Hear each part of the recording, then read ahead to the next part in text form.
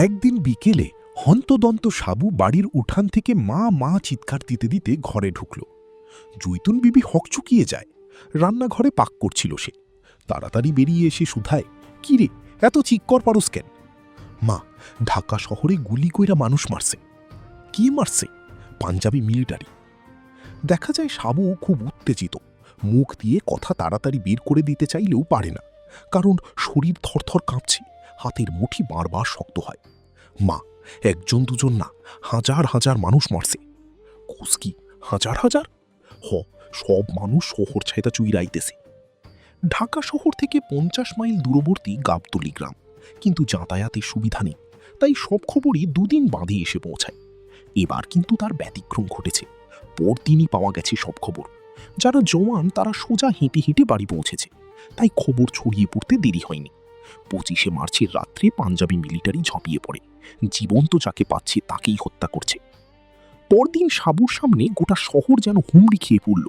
তাদের বাড়ির পাশ দিয়ে গেছে জেলা বোর্ডের সড়ক। সেই পথে মানুষ আসতে লাগলো, একজন দুজন নয়, হাজার হাজার, একদম পিলপিল পিঁপড়ের সারি। গাবতলী গ্রাম তাদের গন্তব্য নয়, আরও দূরে যাবে তারা। কেউ কুমিল্লা, কেউ নোয়াখালী, কেউ ময়মনসিং, একদম গারো পাহাড়ের কাছাকাছি, আরও নানা এলাকায়। দারুণ রোদ্দুর মাথার উপরে, আর ভিড়। নিঃশ্বাসে নিঃশ্বাসে তাপ বাড়ে, হাঁটার জন্য ক্লান্তি বাড়ে। সব মিলিয়ে জওয়ান মানুষেরাই খাবি খাচ্ছে। মেয়ে, শিশু এবং বেশি বয়সীদের তো কথাই নেই। ক্ষুধার কথা চুলোই যাক, পিয়াসে ছাতি ফেটে 2-3 জন রাস্তার ধারেই শেষ হয়ে গেল। জৈতুন বিবি মুড়ি ভেজে দিয়েছিল খুব ভোর ভোর উঠে। সাবু চাঙাড়ি বোঝাই করে মুড়ি এনে ওদের খাইয়েছে। নিজেরা কিভাবে চলবে সে কথা ভাবেনি। মুড়ি শেষ হলে সে পানি জোগানোর কাজে এগিয়ে গেছে। এক প্রৌঢ় নারীকে দেখে সে অবাক হয়ে তার দিকে তাকিয়েছিল। 50-এর বেশি বয়স, কিন্তু কি ফর্সা চেহারা, যেন কোনো ধলা পরী। মুখ দেখে বোঝা যায় অনেক হেঁটেছেন, অথচ তার জীবনে হাঁটার অভ্যেস নেই। সাবুর কাছে এসে দাঁড়িয়েছিলেন তিনি। মা, পানি খাবেন? দাও বাবা। প্রৌঢ় নারী মুখ খুললেন। গ্লাস আবার ধুয়ে জ্বালা থেকে পানি এগিয়ে দিয়েছিল সাবু। খালি গা, পরনে হাফ প্যান্ট, তাও ময়লা।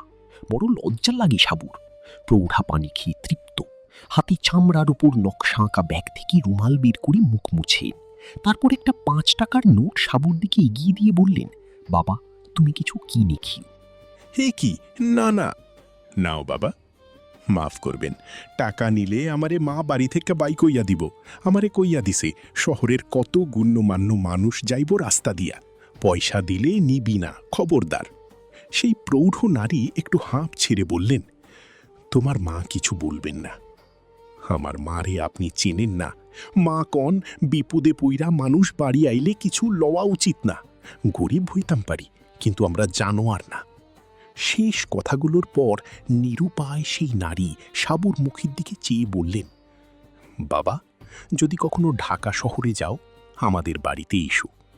আপনাদের বাড়ি? Lalmatia block D. আমি মিসেস রহমান।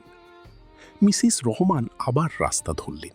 সাবু বুঝতে পারে এই গরমে হাঁটার পক্ষে মোটা শরীর আদৌ আরামের নয়। বেচারা নিরুপায়, শরীর তো আর নিজে তৈরি করেননি। তিনি নিমেষেই ভিড়ে মিশে গেলেন। ভিড় নয়, স্রোত। শহর থেকে যে শুধু গণ্যমানা মানুষ আসছে তা নয়, সাধারণ মজুর, মিস্ত্রিরা পর্যন্ত আসছে। সাবু ভাবে, তাহলে শহরেও গরিব আছে, যারা তাদের মতোই কোনো রকমে দিন কাটায়, তাদেরই মতো যাদের ঠিকমতো বিশ্রাম জোটে না, আহার জোটে না, কাপড় জোটে না। এই সময় সাবুর আরও মনে হয় একবার শহর দেখে এলে হতো। লোক তো শহর পর্যন্ত আছেই, এই জনস্রোত ধরেই উজানে ঠেলে গেলেই সেখানে পৌঁছানো যাবে, কিন্তু তার সাহস হয় না। একদিন তাদের গ্রামের পাশ দিয়ে গেল 8-9 জনের একটি পরিবার। সম্ভ্রান্ত জন তারা। 70 বছরের বুড়ো তাদের সঙ্গে। 3টি মাঝবয়সী মেয়ে, 30 থেকে 40-এর মধ্যে বয়স, তাকে ধরে ধরে আনছে। সঙ্গে আরও 5-6টি কুঁচো ছেলে মেয়ে, কেউ 8 বছরের বেশি নয়। আর আছে লুঙ্গি পরা, হাফ শার্ট পরিহিত জওয়ান একজন। তার চেহারা জানান দেয় বাড়ির চাকর। বুড়ো ঠিক মতো হাঁটতে পারে না, কখনো মেয়ে 3টির সাহায্য নেয়, কখনো জওয়ান চাকরের। 5-6টি কুঁচো ছেলেমেয়ের খবরদারিও সহজ নয়। কাজেই এই কাফেলা রীতিমতো নাজেহাল। আকাশে তেমনি কাঠ ফাটা রোদ। শোনা গেল বুড়োর 3 ছেলেকেই তার সামনে পাঞ্জাবি মিলিটারিরা গুলি করে মেরেছে। সঙ্গী মেয়ে 3টি বিধবাবু, কুচো ছেলে মেয়েগুলো বুড়োর নাতি নাতনি। গাছের ছায়ায় বিশ্রাম নিতে তারা বসেছিল। খবর জানার কৌতূহলে গাবতুলি গাঁয়ের অনেকে ছুটে আসে। আজ কিন্তু কাছে এসে সবাই মিলে যায়। শুদ্ধ বিধবা 3 জন আর সঙ্গে অমন জয়ীফ মানুষ। কেউ মিলিটারির জুলুমের খবর জানবার জন্য আগ্রহ দেখায় না, বরং কিভাবে এদের সাহায্য করতে পারে তাই জিজ্ঞাসা করে। পিয়াসে সকলেই অস্থির ছিল।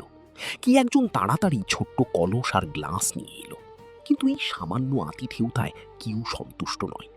সাবু নিজেও ভেবে পায় না কিভাবে উপকার করবে। আগে 5 মাস খাটতে কি বিরক্ত লাগতো, আর এখন কিছু করতে না পারলে অশান্তি। বুড়ো ভদ্রলোক রাজি ছিল না, তবু কয়েকজন উপযাচক একটা কুচি ছেলেকে কোলে তুলে নিল। 2 মাইল দূরে হয়ে বিভিন্ন ভার নিল। সাবুও বাদ গেল না।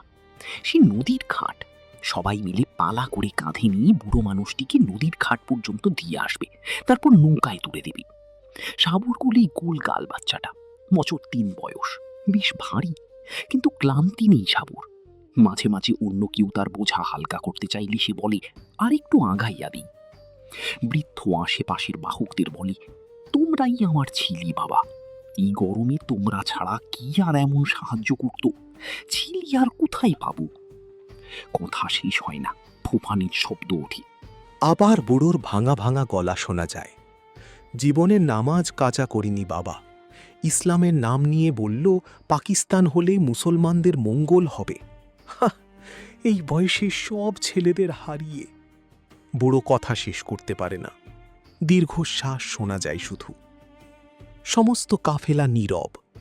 নারীদের মধ্যে একজন ফুঁপিয়ে ফুঁপিয়ে কান্না শুরু করেছিল, তখনই থেমে গেল।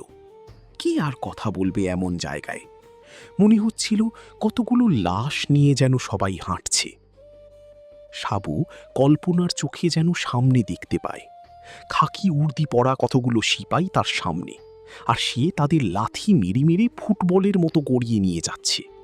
অসীম আক্রোশে তার রক্ত টগবগ করে ফুটতে থাকে। সেই সব দুশ্মন কখনো দেখেনি সে, সেই সব জানোয়ার কখনো দেখেনি সে, যারা তার দেশের মানুষকে বন্যার দিনের পিঁপড়ের মতো ভাসিয়ে নিয়ে যাচ্ছে জুলুমের দাপটে। অমন জন্তুদের মোকাবিলার জন্য তার কিশোর বুকে আশ্চর্য তোলপাড় শুরু হয়ে যায়।